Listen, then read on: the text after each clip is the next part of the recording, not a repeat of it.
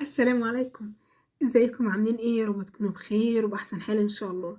النهارده ان شاء الله هنعمل مع بعض مافن كيك او مافن كب كيك، انما ايه، حلو جدا جدا، سهل وسريع، وكمان هيعجب الولاد عندك، هيعجبهم. لا ده بجد هيعمل عندك قلبان كده، هيعمل عندك مظاهرات كل يوم عشان تعمليه للولاد، من جمال حلاوته ومن قد ايه طعمه بجد رهيب وحلو جدا جدا، وتغيير كمان عن المعتاد. تمام. ده اسمه مافين كب كيك. تمام. يعني طريقته او استخدامه غير الكب كيك شويه، بجد حلو جدا وهش ما شاء الله. شايفين قد ايه حلو جدا من جوه، مع قطع الشوكولاته السايحه الجميله. شايفين قد ايه بجد تحفه. يعني ان شاء الله هتعملي وهيعجب عندك الولاد جدا جدا. يعني هيطلبوه كل يوم قبل ما يمشوا في المدرسه، يكون موجود في اللانش بوكس بتاعهم. بجد من طعمه وحلاوته حلو جدا جدا. وصفه بسيطه وسهله وسريعه خالص. تعالوا بقى نبدأ في المكونات على طول. والطريقة معايا هنا بيضتين، طبعا بيضتين درجة حرارة الغرفة، ومعايا كمان فانيليا.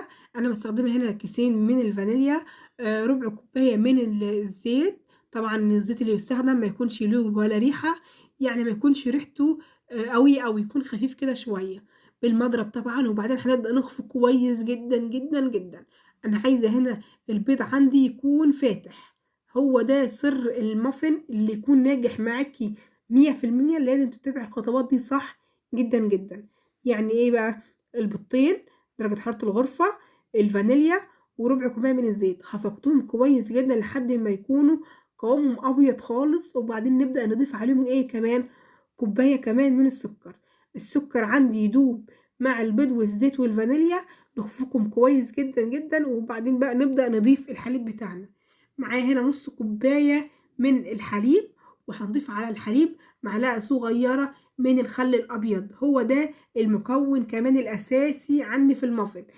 كده الحليب بيبدأ كده يتقطع معاكي، أو خلاص يدخل في مرحلة إن أنا خلاص ما بقتش حليب. تمام. أو ممكن نضيف بدل الحليب علبة زبادي، بتكون طعمها برضو جميل. هنبدأ بقى نخفقهم كويس جدا جدا. ضفنا الأول البيض، الفانيليا، الزيت، وبعدين خفقناهم. ضفنا كوباية السكر وبعدين خفقناهم تاني، وبعدين ضفنا نص كوباية الحليب، خفقناهم تاني. القوام بقى أبيض خالص وفاتح. نبدأ بقى نضيف المكونات الجافة بتاعتنا. ايه هي المكونات الجافة بتاعتنا؟ كوبايتين من الدقيق متعدد الاستخدام، نخليهم كويس جدا جدا.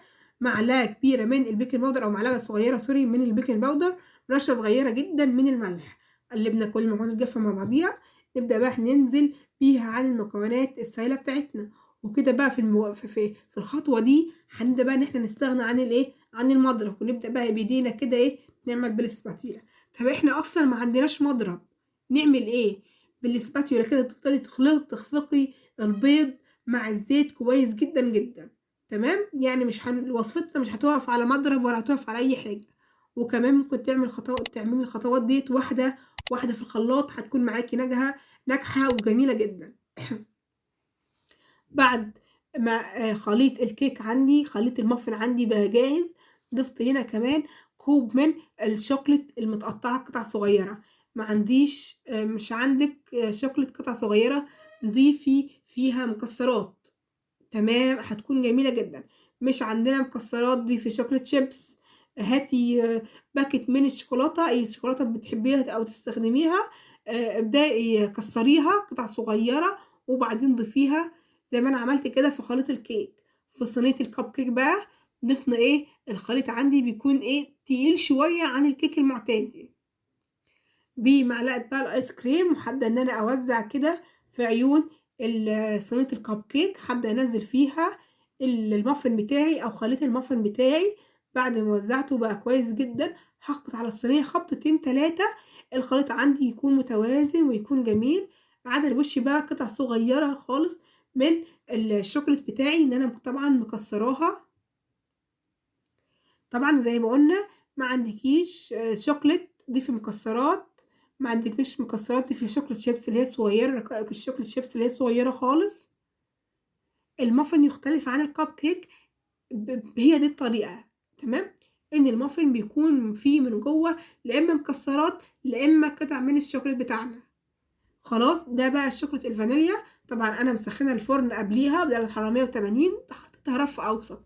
بتقعد قد ايه في الفرن؟ بتقعد حوالي من 25 دقيقة ل30 دقيقة، مش اكتر من كده خالص. تمام.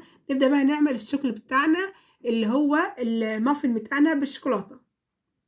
بيضتين طبعا كمان بدرجة حرارة الغرفة، وكمان ضفت على البيضتين ربع كوباية من الزيت، والفانيليا بتاعتنا زي ما عملنا في المافن كب كيك بالفانيليا، هنعمل كمان مافن كب كيك بالشوكولاتة، نفس الخطوات، بس المقادير بتاعتنا هتختلف حاجة بسيطة جدا.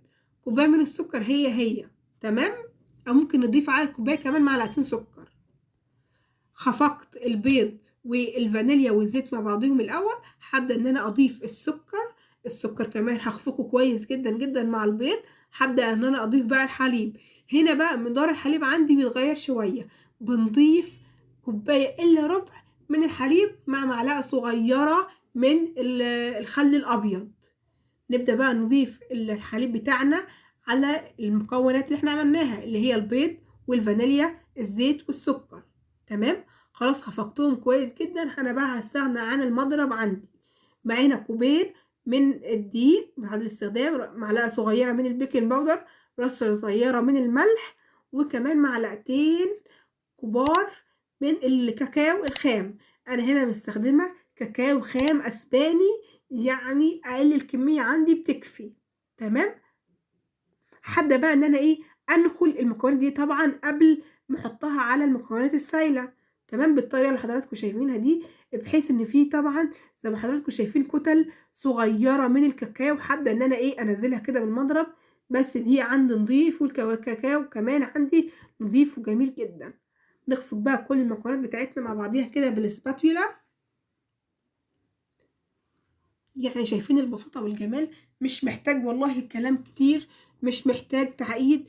يعني من شكله ده معقد، ده عايز حاجات كتيرة؟ لا خالص. شوية حليب عندك ودقيق وشوية وبيضتين، هنعمل أحلى مافين كب كيك جميل جدا. خفقناه وهو ده القوام المطلوب. شايفين انسيابه حلو جدا. نبدأ كمان نضيف رقائق الشوكولات اللي موجودة عندنا، قطع شوكولات صغيرة، كوب صغير كده من الشوكولاتة قطعته. هو ده القوام المطلوب، قوام جميل جدا جدا، خطوات سهلة وبسيطة والله، مش محتاج أي كلام ولا أي تعقيد. في صينية الكب كيك بتاعنا بقى نبدأ نضيف المافن كيك اللي احنا عملناه. شايفين ما شاء الله حلو جدا قوام الكب كيك كده. المافن كب كيك بيكون تقيل شوية. تمام. وخلاص بقى بعد ما نضيف كل المافن بتاعنا في صينية الكب كيك، هنبدأ بقى ان احنا نضيف كمان قطع صغيرة من الشوكولات بتاعنا على الوش. وزي ما قلنا لكم، لو مش عندنا قطع من الشوكولاتة ممكن نضيف مكسرات، لو مش عندنا مكسرات ممكن نضيف شوكولات شيبس اللي هي رقائق الشوكولاتة الصغيرة، وتتتباع في اي سوبر ماركت، او ممكن نجيب لوح شوكولاتة كده يا جماعة الموجود عندنا في اي سوبر ماركت طبعا، ونجيب حتة صغيرة ونبدأ نقطعه. تمام. دخلناه في درجة حرارة 180 رف اوسط. طبعا مسخنين الفرن قبل ما يدخل. قعد حوالي 25 دقيقة، من 25 دقيقة ل 30 دقيقة، وطلعناه. طبعا اختبرناه الاول بخلة اسنان كده، هطلعها اختبره بيها. لو الخلة عندي طلعت نظيفة ما فيهاش اي قطع من العجين، كده المفرن عندي بقى جاهز. تمام. شايفين ما شاء الله حلو جدا جدا، يعني مش محتاج كلام، بجد روعة وشكله كده حلو قوي. شايفين الشوكولاتة طبعا كانت سخنة شوية ما شاء الله عليها، فتحسي كده ان الشوكولاتة اصلا سايحة من جوه. شايفين حلوة جدا وطرية، مش معجنة خالص، بجد تحفة ما شاء الله عليها. يعني هتعجبكم ان شاء الله، وهتعجب عندك الولاد، وهتعمل عندك قلبان في الولاد. يعني فيها كل القيم الغذائية، فيها الحليب وفيها البيض، حلوة جدا جدا للولاد في اللانش بوكس الصبح او بالليل كمان مع كوباية شاي كده يا جماعة، بجد حلوة جدا جدا. واتمنى منكم كمان تعملوا لايك الجميل ده، وتسيبوا لي كومنت حلو زيكم تشجعوني بيه، وتشتركوا في القناة يا جماعة، وتفعلوا زر الجرس عشان يوصلكم كل وصفاتي الجديدة. ودي كانت وصفتنا النهاردة، وصفة المافن كيك، يا رب يكون عجبكم.